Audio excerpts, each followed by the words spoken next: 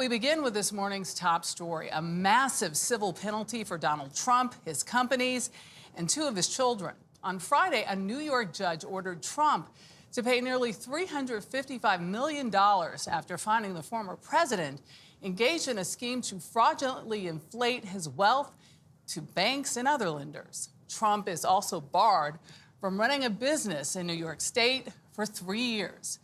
In this 92-page ruling, Judge Arthur Engoron justified the penalties, saying without them, Trump and his company were, quote, likely to continue their fraudulent ways.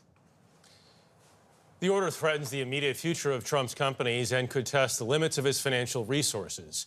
Astrid Martinez is here with details on this historic judgment. Astrid, good morning. Good morning, Jeff and Michelle. The penalties could be even bigger than that amount of $355 million. The New York Attorney General's office says it could grow to $450 million with interest.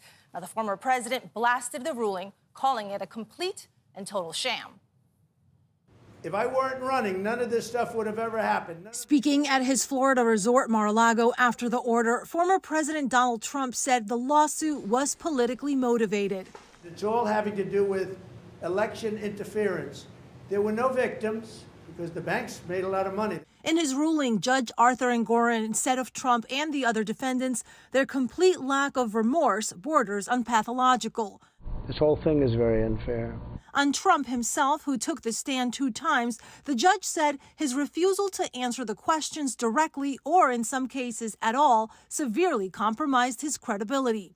Judge Engoron had already ruled that Trump, his sons, and company executives committed years of business fraud, fraudulently inflating their assets to boost the former president's net worth. As part of the ruling, Eric Trump and Donald Trump Jr. were each penalized $4 million and are banned from doing business in New York for 2 years. The stiff penalty is a victory for New York Attorney General Letitia James. The court, once again, ruled in our favor, and in favor of every hard-working American who plays by the rules. Trump will not have to pay the penalty while he appeals the decision. CBS News legal analyst Ricky Kleeman says Trump may have better luck in the higher court. So when he goes forward through his lawyers with the appeal, he really does have a viable argument that this is a different justice system applying to him and to his business. Just last month, in a separate trial, Trump was ordered to pay more than $83 million to E. Jean Carroll for defaming her after she accused him of sexual assault.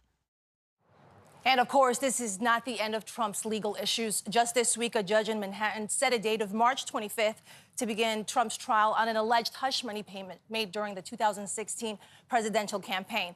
And he's also under indictment in Washington, D.C., Georgia, and Florida. Dana? All right, Astrid, thank you.